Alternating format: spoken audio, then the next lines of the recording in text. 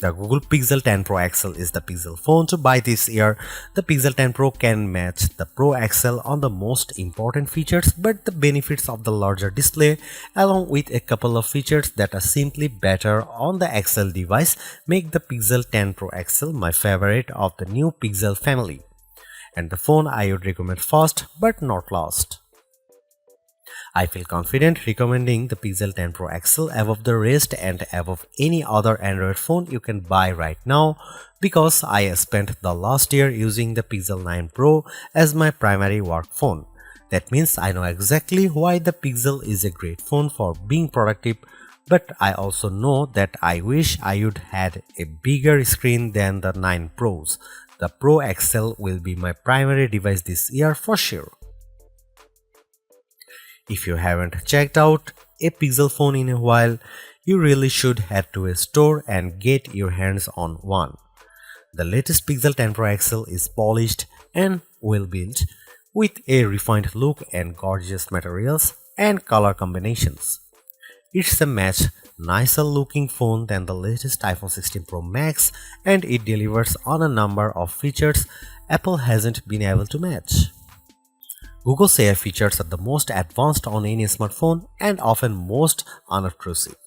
The newest AI features like Magic Q and the live translation don't feel pushy or overblown, and they don't produce embarrassing or useless results. Google is pushing AI into the background as a silent helper where it should be. Of course, all of the new Pixel 10 series phones have Google's advanced new AI features like the live translator that not only converts your language into another tongue, it also speaks with a voice that sounds remarkably like yours. That may sound alarming from a privacy viewpoint, but Google says this processing happens on the Pixel 10 Pro XL and not on a distant cloud computer, so your conversations and your voice should be safe. So what makes the Pixel 10 Pro XL so special, the best of the Pixel 10 bunch? First of all, Google's Pixel displays, so-called Super Actua displays, are among the best you will see on any smartphone.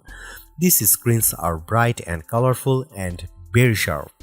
When the screen is this good, I want as much screen as I can get, so I prefer having the larger XL display at 6.8 inches. It's 0.5 inches bigger diagonally than the Pixel 10's display, and that equals 13 square centimeters of extra screen space.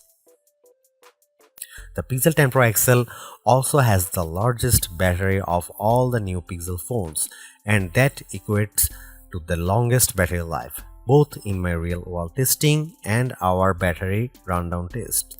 It wasn't a massive difference. The Pixel 10 Pro XL only lasted an hour longer than the Pixel 10, still every bit helps. The Pixel 10 Pro XL also charges faster than any other Pixel 10 device, whether you are charging wirelessly or with a USB-C cord. If you have a 45-watt charger, the Pixel 10 Pro XL can charge that fast compared to the 30-watt charging on the other two Pixel 10 phones. The Pixel 10 Pro XL can also use faster wireless charging. Again, it's not a huge difference, but every detail matters. The biggest benefit for me is the combination of Google's winning Super Actua display with the Pixel 10 Pro XL cameras. If I am taking serious photos, I want the biggest viewfinder possible to get the right shot. The extra screen space on the Pro XL phones felt like a big advantage, and if photography is important to you, I'd recommend the Pro XL phone first. The Pixel 10 Pro has the exact same camera specs, but having the bigger Pro XL display helped me take better shots. Are there other benefits to the Pro XL? Well, not really. It isn't any faster than the Pixel 10 Pro or even than the Pixel 10. In our benchmark tests, the extra RAM in the Pro models didn't seem to make much difference. Pixel phones still disappoint if you only care about the numbers. I don't rely on benchmarks, though. The Pixel 10 Pro XL was satisfying and quick in almost every task. There was some lag on the camera, but most of other features, including the latest AI helpers, ran smoothly with no delays. Google has another winner with the Pixel 10 Pro XL and the whole Pixel 10 family. Between the premium design, the excellent software, and the advanced AI features, this is a phone that iPhone fans should seriously consider, and Galaxy owners should envy. I'll be keeping this phone close by, snapped to my MagSafe charging stand until an even better Pixel comes along. I remember the days when a new phone would cost the same but come with more storage and RAM than last year's model because component costs had decreased. This year's Pixel 10 Pro XL is more expensive than before and it comes with 256 GB of storage, but I'm not awarding Google any medals for giving the phone enough space. This phone should be cheaper. To be fair, 256 GB of storage is the right amount unless you play a ton of games or you shoot video with your phone at high resolution. There's a 1TB model available, but only serious enthusiasts need apply, and you know who you are. The color options this year are a bit drab. I like the moonstone color and the jade, but they aren't very exciting. My review unit is the porcelain white, which looks classy but a bit bland. Google also sent along a silicone case with magnets built in that matches the phone perfectly. If you want the 1TB storage option, it's only available in the black obsidian. The Google Pixel 10 Pro XL is the Pixel 10 Pro all blown up. It doesn't add any extra buttons or physical details. The two phones look identical, just at a different scale. That's a good thing because the Pixel 10 Pro is a great looking phone and it keeps the same exact design as the Pixel 9 Pro. That was my favorite phone of last year. If it ain't broke, don't fix it. I like the Pixel 10 Pro XL design even more than the latest iPhone 16 Pro Max. It feels just as refined as Apple's phone with fewer unnecessary buttons to get in the way. Does anyone actually use the camera control? I know I don't. To be fair, I don't use the temperature sensor on the back of the Pixel 10 Pro XL, but I can ignore that easier than a button. The color options are a bit professional and bland, but closer inspections shows more attention to detail than I would have expected from Google. The jade color of my Pro review sample, for instance, was matched with a light gold frame that looks barely glided. It's a gorgeous match. The speaker grills on the bottom of the phone are new and color matched to the frame you choose. It's a nice touch that most people won't ever notice. I have no complaints about the Pixel 10 Pro XL design except that I would like to see more interesting color options. Google at least matches its phones perfectly with its silicone case colors, and like the Pixel 10 phones, the latest cases have magnets inside that secure a very strong connection to any Pixel Snap or MagSafe accessories you might buy. Wow, I was expecting to be pleased with the Pixel 10 Pro XL's display, but this phone somehow looks even better than I anticipated. Google's Super Actua displays are among the best you will find on any smartphone. For the past few years, Google's new Pixel displays have been dominant, topped only by Samsung's best Ultra screen, and this year hasn't been disappointing at all. The Pixel 10 Pro XL is a joy to use in any situation. It's great in outdoor light, even for shooting photos or reading my social feeds. It's perfect for navigating in the car or on the street. It's a great phone for reading in the dark late at night or as a bedside lamp with the Pixel Snap screensavers.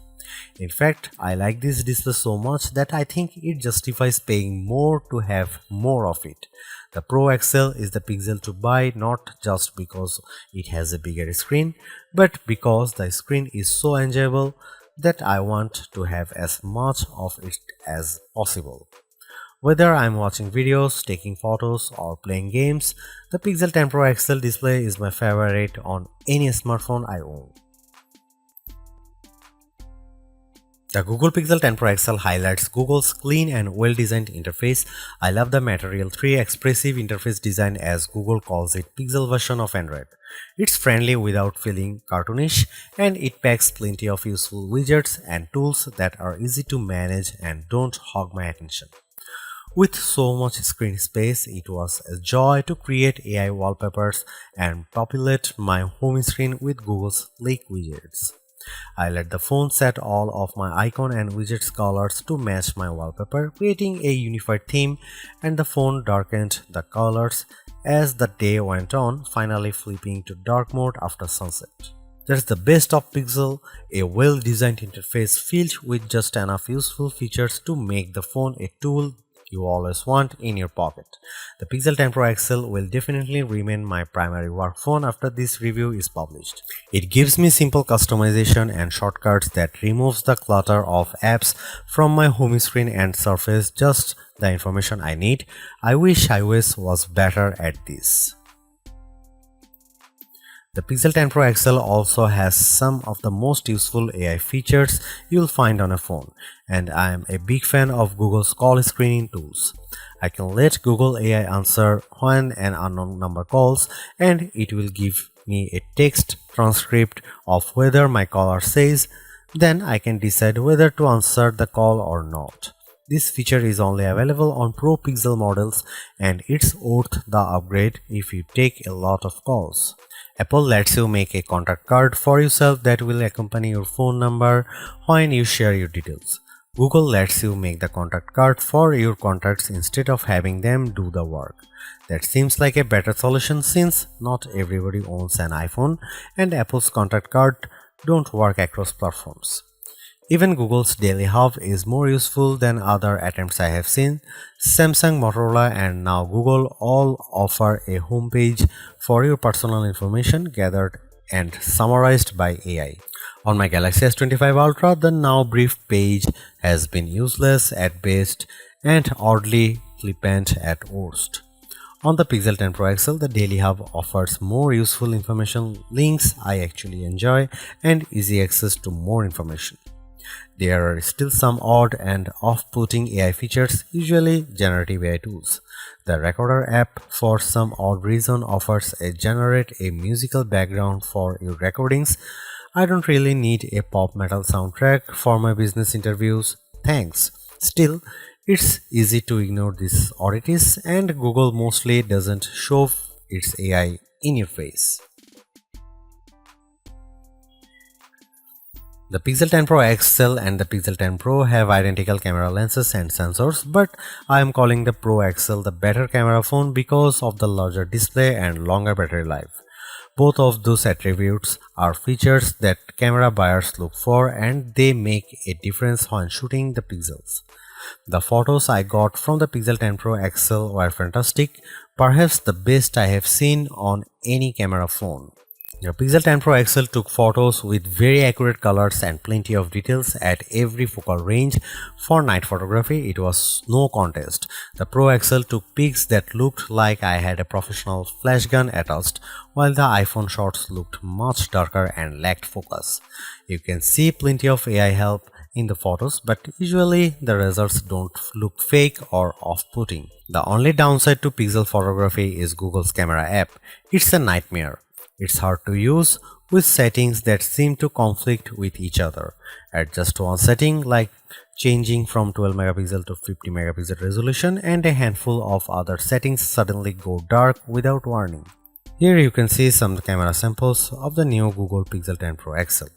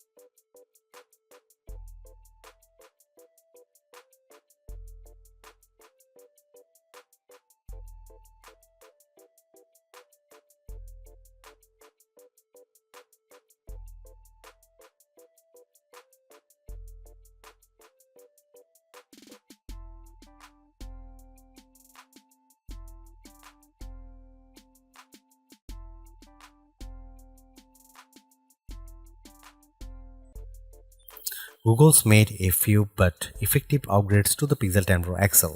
It's a masterclass in efficiency, changing and improving just enough to stay almost the top of the pack in the most areas. The display's brightness is unmatched, and the camera's ultra-wide perhaps aside offer a balanced natural look that I can see a lot of people liking. It's unfortunate the Pixel 10 series is still the lowest powered of the flagship phones on sale today and lags behind its main rivals on battery efficiency.